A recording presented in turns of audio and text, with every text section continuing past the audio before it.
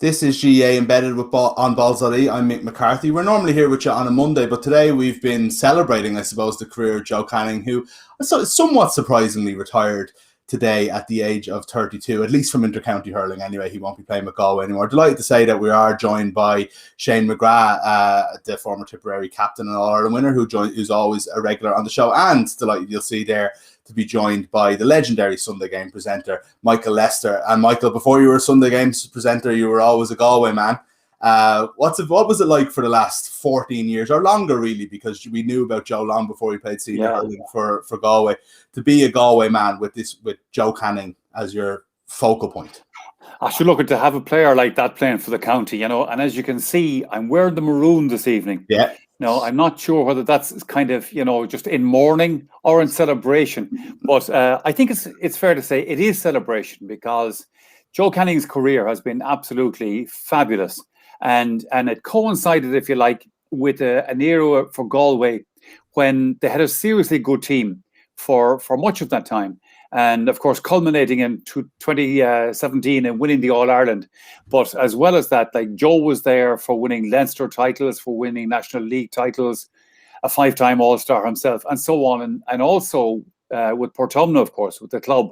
Yeah. They had a very successful period through the last number of years as well. So it's been absolutely fantastic. So this evening, as we reflect on Joe's career, it doesn't actually come as a surprise to me that he's decided to step down, because at the weekend when Galway lost to Waterford, and I was looking at the pictures after the match, the players were going off the pitch and all that kind of stuff, and I just said to myself, is that the last time we're going to see Joe? I think we've lost Michael there briefly, but Shane, I suppose we actually had the same thought on Monday when we spoke about, that maybe, but we kind of both thought, do you know what? I think he has another year in him, and we think, he'll give it a go. And I talked to Morris earlier, and we were saying, like, you hope that as the day goes on, it becomes more of a celebration than a kind of a sad reflection. But it is a kind of a sad day for hurling, really, isn't it? It's a sad day that someone like Joe Canning won't be in our lives, at least in intercounty championship way anymore. Oh yeah, it is, Mick. Yeah, I suppose we have to remember he hasn't died or anything. I suppose he's just stepped away from intercounty hurling, man. I think that's what we need to remember. But look, I tell you, I got to know Joe very well. I would know Joe the person and Joe the hurler. We lived together in college in LIT in 2007, and we had a great house, and the owner of the house was a certain David Fitzgerald from Clare. So it was me, Joe, Gavin O'Mahony from Limerick, and Paddy O'Brien from Limerick. And like I tell you, first and foremost, he's an absolute gentleman. He loves the crack, and he's great to have around the place. And you just couldn't meet a nicer fella. You really, really couldn't. He really is a role model for any young kids. And I kind of feel sorry for maybe kids who are 4, 5, 6 years old at the moment. They won't get to see Joe Canning, or maybe never got to see Joe Canning, no more so than maybe, I would have kids in my own school and 5th and 6th class, and they don't know much about Owen Kelly, like. And I suppose that's what I gotta feel sorry for people like that who never got to see him hurl in the flesh. I had the honor and privilege of hurling with him in college and being successful with him in college, and seeing what he could do as a 17, 18-year-old, and coming in, I suppose, probably the most well-noted 16-year-old hurler ever, maybe, like, and coming into college and everybody knows who you are. By the time you're 18, people, you're a superstar, and the pressure that brings, Mick, like, but that didn't faze him at all. He came in, he was phenomenal for us in the Fitzgibbon, and just what he did with Portumna. Like, if I put it like this, Joe was doing things when he was 16 with Portumna that lads that 28, 29, 30 years of age would love to have been doing, like. And he always delivered. He delivered for them on the big days. You could be here and talk about him in stats and everything like this, but I just think Joe Canning, the person, is an absolute gentleman and a role model for us to look to. And Joe Canning, hurler, is a legend in every way. 5 All-Stars, won his All-Ireland, could have won more, but you know what? He has his All-Ireland medal that, I put it like this. I remember I was on a trip before, and I got to share a room with Ken McGrath, and I was talking to Ken about things, and he said, look, I'd love to have more. And he said, geez, Shane, what I would give to have. And I think that's what a lot of people have to realise, that, okay, he has won. He has his All-Ireland medal, but he also has his, I think, 4 club titles he has as well. And they are worth every bit, if not more, as the Celtic Cross with his county. So an absolute legend, and as I said, anyone that wants to see him play now, get up to Galway and watch him play in the club championships, because he'll still be turning in performances for a long time to come. And I think a measure of your legendary status is when you're known simply as Joe. I think that's yeah, absolutely. And now I think we've lost what it is. Everyone, if you say Joe, you think. We're having a few technical difficulties here, but I think Shane's point is well made there, Michael, that Joe is a one-name player and has been for a long time, but there's also a kind of a sense with him in that we had with maybe DJ going all the way back to like even Christy Ring, is that people wanted to go and see Joe Canning play live, didn't they? There was that, again, from an early age, but all the way through, he had that kind of like living legend status throughout his career. Every top team that's going to succeed, they need a player like that. They need a kind of a talisman. They need somebody who is prepared to take centre stage. And that's what you love about guys like Joe Canning and some of the other players that you mentioned there, like DJ and so on, Henry Shefflin, of course, that they're guys when the going gets tough and the stage is bigger and the occasion is bigger and the pressure is stronger, that they actually kind of thrive in that kind of an environment. And that's true of all sports, I think. And they come alive in all of that. Shane will remember in 2017, the All-Ireland semi-final before Galway got to winning the All-Ireland. That semi-final against Tip, of course, and the winning point at the end. And I remember, well, it was a frantic finish to a very close game and a very exciting game and all that. But Joe scored that winning point from the sideline, from a good distance out, and a sort of a pass to him. It wasn't so much a pass as a kind of a scuttle of the ball back that he managed to just get under control and slapped it over the bar. That's the difference between a good player and a great player. Yeah, absolutely. And of course, Michael, your own part in that, I actually wrote a piece about that point in that game today. Yeah. And, we got a bit of behind the scenes of the Sunday game that day as well. I don't know if we have a picture of it there, Shane, do we? Anyway, that was... It's all right. You don't have to show it. I remember it well. And so does everybody watching, but that's the funny thing. You sometimes forget in a studio, there are actually what they call remote cameras.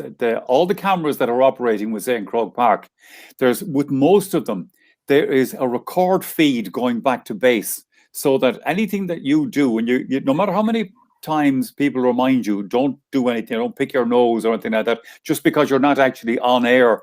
And on that particular occasion, I remember when Joe poked over what turned out to be the winning point in it. In studio, needless to say, I celebrated, but I don't apologise for doing that either, I have to say. Nor should you. Yourself and Cyril with Liam Sheedy looking a little bit disgusted. I know, looking a bit sheepish, isn't it? It's funny though. Like, I mean, how many years were you at the Sunday game? And I think Joe will probably be responsible for one of your more famous moments on it. That's his legacy with you, anyway. Oh, but sure, I mean, that's sport. Like, as I've always said about these kind of situations, when you're presenting a program like that, you're not just there as a presenter, and particularly with Gaelic games, whatever about other sports, but especially with Gaelic games, you come from a county and it's so, I suppose, parochial, and I mean that in the best sense of the word. It means so much to the people of the county that, without kind of jumping around the studio and sort of kicking chairs or anything like that, kind of, but you will get those moments in it where something happens like that, something sensational in such a tense situation that, of course, you're going to celebrate. You lose yourself for a second and celebrate. And why shouldn't you? Absolutely, yeah. Shane, on the point, though, that Michael makes about the clutch moment, you were obviously, I'd imagine, devastated that day. You had stepped away, I know, from Tipperary at that stage, but in 2015, I think it was your last match for Tip when another classic semi-final where Shane Maloney got that point, but it was everybody in the stadium. I was at the match that day. I wasn't there in 2017. Wanted Joe to go for it from basically his own 65. It was the last chance, and he just had that little bit of calm where he hit a brilliant 50-yard pass straight into a young guy's hands who he gave the trust to. He had that kind of sense that you all the way through his career, you kind of felt that when the pressure was at its highest, when everything was going fastest for everything else, Joe was one of the few players that was able to slow everything down and think about it. Oh, absolutely, yeah. You talk about those clutch moments, and I suppose we often mention, I suppose, maybe like NBA players like LeBron James, Jordan, Kobe, these kind of guys, and in NFL terms, maybe Brady, and when as you said, when the pressure's highest, everyone else is panicking, but not Joe. I remember even that day I suppose we were looking around to say he's going to take this on, but absolutely pinged the ball, hopped it perfectly in front of Shane Maloney, and rather than maybe getting a point, he made sure they got a point and they won the game and they go on to an All-Ireland final, you know. And like, I just think he's the ultimate team player. Like, you know, I mean, it was, you could go down through his career and all the big games where he could have maybe taken on a score and maybe got himself the 9 or the 10 out of 10 in the paper, but he didn't, like, because he knew when the team won, everybody won. And he was the same, you know, maybe a lot of responsibility fell on his shoulders when he was younger with Portumna. He took it on, but like, I just feel that it's all about the team. And like, even go back to his last game, Mick, like the other day, like, I mean, he has a free to make sure he passes the record. He could have scored it, like, but he said no. The higher percentage is I'm going to deliver this ball 20-30 yards to one of my teammates who will make sure to get the score. So he's not thinking about individual things, and he never ever did. And he has the world of individual things. But you know, just see Mahal Donoghue tweeting about him. You know, his brother Ollie talking about him. He's the ultimate team player, and he always knew that when the team won, everybody won. That Joe Canning won, that everybody won, that number 1 down to number 34, that the kit man won, that the SNC person won, everybody won. And for me, that's what epitomizes him. And I think that's what he'll be remembered most about anybody who's played with him, against him. If it was on, he'd take it on. But if he didn't have to take it on and someone was in a better position, he would give the ball to the guy in the best position. And I think that is just a testament of his career on and off the field, that if he can help somebody, he will. And he won't look for too much credit afterwards, you know. And I think he's done that time and time again as a hurler, but as a person as well, Mick, as well. Look, I suppose, as I said at the top, he's not dead, you know. I mean, he's just stepped away from intercounty hurling. He'll still do a lot of hurling with Portumna. He'll still do great things off the field with his business and everything. And you know what I mean? What he's done for Galway, but I think what he's done for hurling, that every child in the country now wants to score sidelines, or you know, wants to score goals like Joe Canning. And I think that is into the guy he is and the hurler he is, like, and will be for many years to come at Portumna. Yeah. Well, I'll tell you something though, Shane. They want to be practicing for a long time to score some of those sideline balls that Joe Canning scored. Because I mean, even going back a couple of months ago to last year's All-Ireland Championship, which of course ran late in the year, in the game against Limerick, do you remember? Phenomenal, he scored 4 sideline cuts that day. Not one, not two, but 4 kind of. Yeah, it was absolutely fantastic. But Mick, you mentioned there a moment ago, you said about, you know, somebody like Joe slowing the game down at the right moment. The great thing about top players like that is they appear to be slowing the game down. But trust me, they're still thinking quicker than anybody else. I'm old enough to remember watching Tony Dordan play, the great Wexford player from back in the day, from back in the 60s and the 70s and that. And Tony was phenomenal because, particularly towards the latter end of his career, I remember seeing him one day in Croke Park, and he wouldn't have been the quickest man on the field now, but a ball was poked into the square and fellas were swinging hurleys and swinging boots and running around the place, all sides.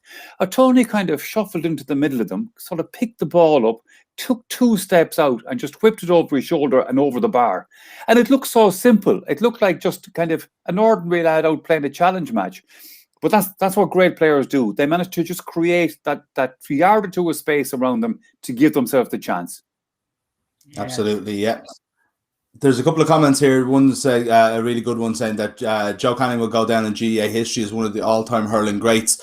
Over his long 14-year intercounty career, he broke numerous records while demonstrating his silken skills in every department of play as required.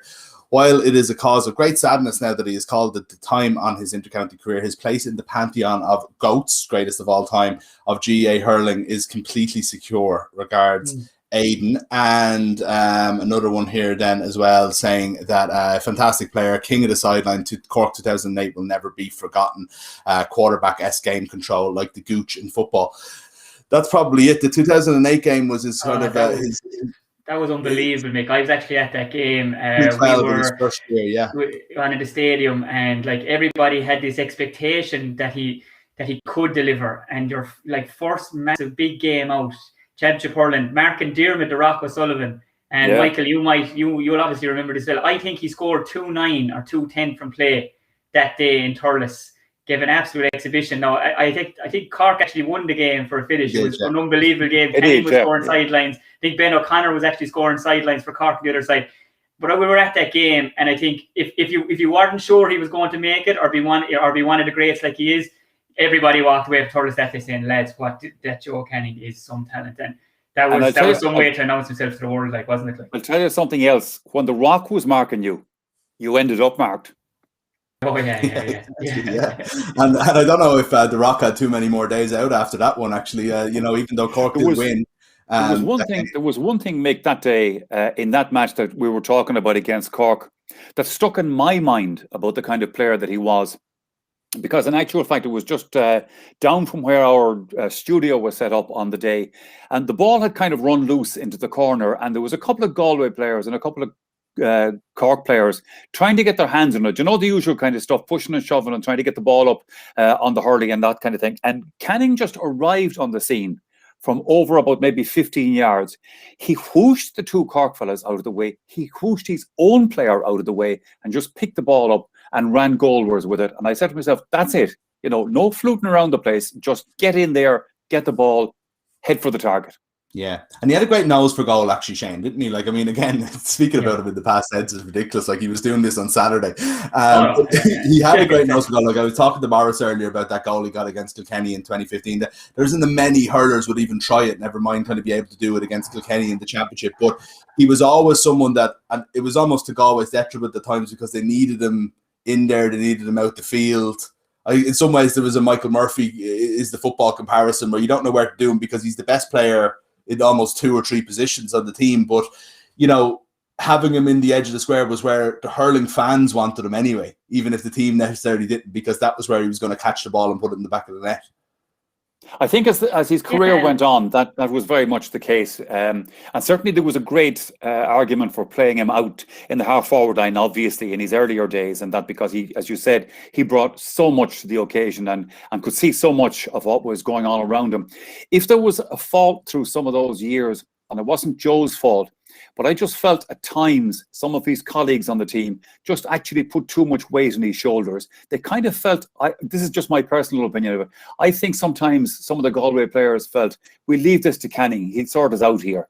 And one of the great things about winning in 2017 was that year was one of those rare occasions where a team puts in a complete team performance all year long. Yeah. Galway that year, remember, won the league, they won the Leinster Championship, and then, of course, the All-Ireland after that smashing semi-final against Tipperary. So sometimes it's fantastic to have a player like that, providing you just don't decide to land the entire baggage down on his shoulders.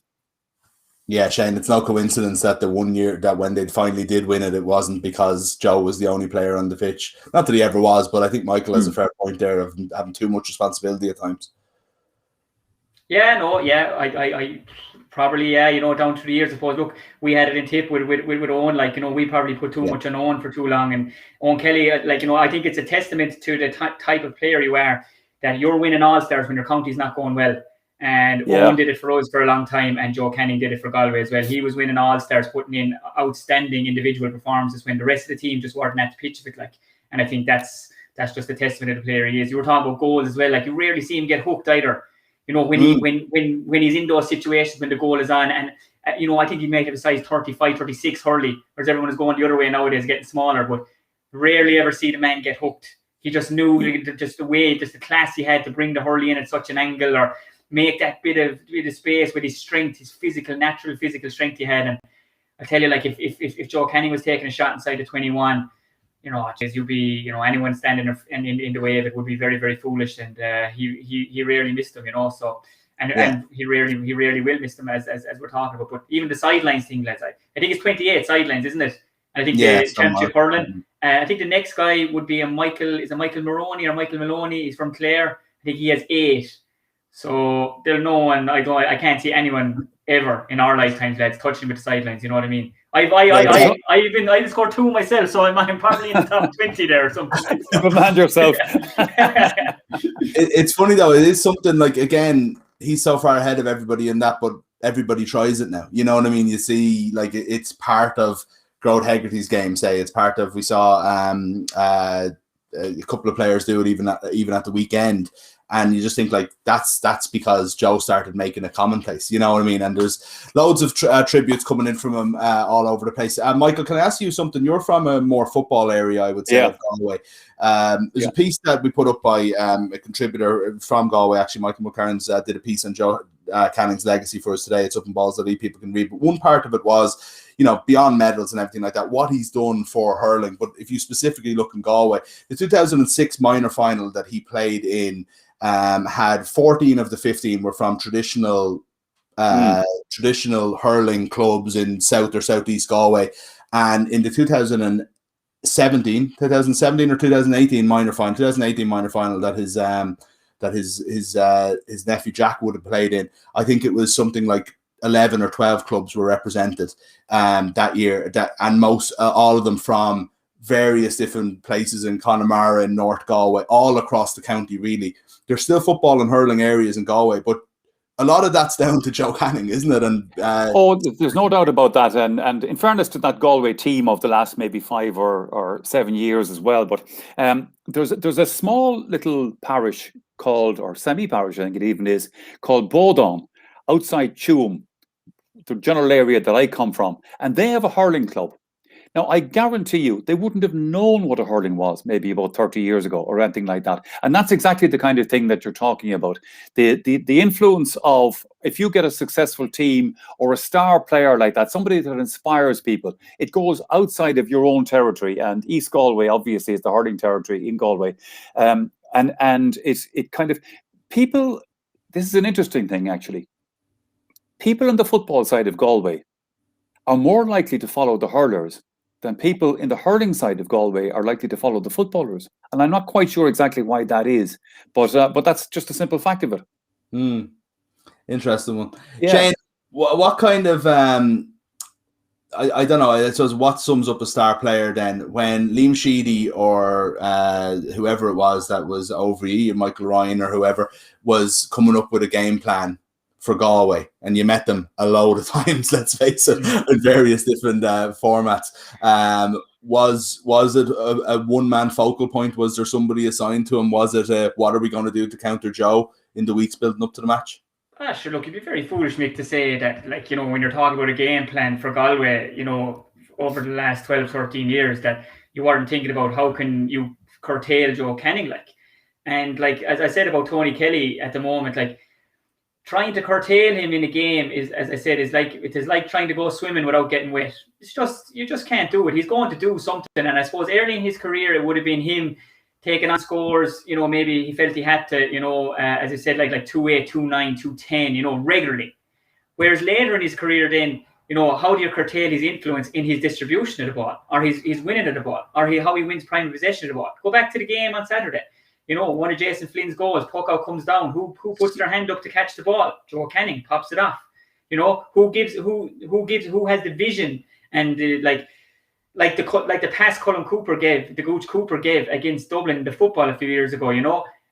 What Joe did the other day, and his vision to see Jason Flynn in space. Feed it through. I mean, maybe 7, 8, 9 players, ball straight to hand.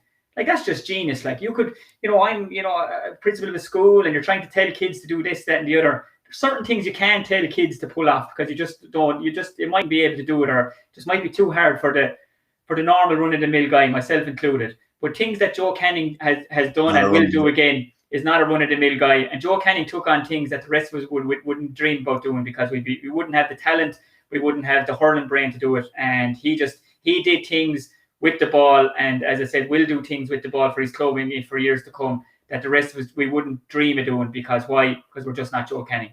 Yeah. I want to give a mention to another player, because when talking about Joe Canning, and we're talking about great players, and today is about Joe, obviously, but it's also interesting to look at some other players down through the years, and that a lot of great players turn out to be on great teams. They're fortunate enough to be in the right place at the right time. But I remember going back, Shane, back to the 80s when Nicky English was a star with the Tipperary hurling team that was not a good team, I can tell you. And Nicky was winning. He was on Munster teams. He was winning All-Stars and all that kind of stuff. Just at a point when Tip were struggling for any kind of traction in championship hurling at that time. So the point about this is that's what you're saying. You get a player like that that's an exception, and you can't develop a game plan to keep them out of the game because they'll just find a way into it anyway. Yeah. Absolutely. I think that's a very good point, actually, because I don't want to have the greatest of all time conversation. It'll be I don't think there's any way of us knowing it, but I think it is an important point to mention that when you're comparing records with guys from Kilkenny or from Cork or whatever like that, if you're Galway had a very, very good team for the last 5 years. Let's not discount that, but maybe slightly less so in the previous years. Same with Nicky English, better team later in his career. Yeah. When you're a marked man and you're having to kind of overcome all of that and game plans are centered around you, it's a lot more difficult. Teams couldn't go out and mark Henry Shefflin because 5 or 6 other lads would have punished him for it, I suppose, you know. But look, there's a few more comments here, and I just want to get to one more little point then before we go.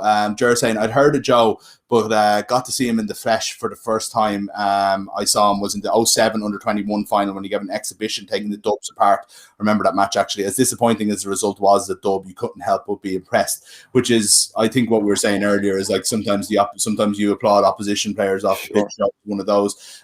He's on the top level with Shefflin and co. No need for comparison. A fair point there from James. I want to just, Michael, go through the Fitzgibbon team that David Fitzgerald managed and Cyril Farrell coached and Shane McGrath was on with Joe Canning. And this isn't even the full team. This is just a few players from it. James Skehill, Jackie Tyrrell, Fraggy Murphy, it was the captain, I think, Irda Tanyan, Conor O'Mahony, Owen Cadigan, and the 2 boys for one Fitzgibbon team with those 2 managers. What the hell was going on there, Shane? There wasn't a whole pile of college going on, I'll tell you that, Mick. But I tell you, no, we had an unbelievable group at time. Davey was the manager. Davey was kind of getting going in his time, but unbelievable group. But I tell you, with all the talent that you had, you can have all the talent you want, but we were fierce close, and a lot of us have stayed very close since. And you know, that's a credit to the group. And you know, when Joe joined the group, he was taken over from a young lad from Mullinahone called Owen Kelly, and they weren't big boots. They were by no means small boots to fill, but Joe just fitted right in. And as I said, look, he had a superstar status coming into college, and such a grounded guy coming from such a grounded family. You know, his mum and dad and his brother Ollie and all his brothers. He couldn't miss it. Like, and sister, and sister, of course. And You know, so look, we had a great group, but we were fierce close. And Joe Canning, I think a quick story for him is that we played UCD, I think, in the game. It was a crazy windy day anyway, and the wind was swirling everywhere, and the ball went out for a sideline, and I think Babs was over UCD at the time, and the sideline could have been 55, 60 yards out, you know, not much grass, and Joe came over to take it, and I think Babs just turned around to the UCD lads and said, look, lads, he's going to put this over the bar. And there's no point in even trying to face it up, and Julie, he slotted it straight over the bar, and there's loads of stories like that about him, but like, what a talent for Babs Keaton, like, to say there's no point in even facing up to this one, that it's going over the bar from a sideline. In like February as well. Yeah, so look, what a talent. Yeah, absolutely. He got 1-8 in that Fitzgibbon final. I remember, I was saying to Morris earlier, I remember him scoring 4-7, I think, against Clare in the under-21s in 09 and losing in the All-Ireland semi-final. Like there's matches like that people, I think, will be remembering today. And it's a good thing to try and celebrate his career a little bit. And I really appreciate both of you taking time out today, Shane McGrath and Michael Lester, to celebrate, I suppose, the career of Joe Canning, who retired from intercounty hurling today. Thanks so much, lads. Yeah, cheers, mate. You're more than welcome. All the best. Thanks a million to the 2 boys again for taking the call, and to Morris for being on with us earlier.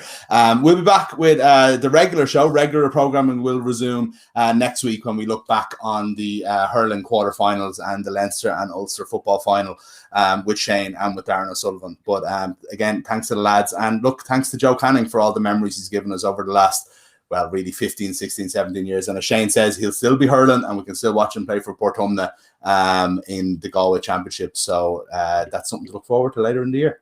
Take it easy.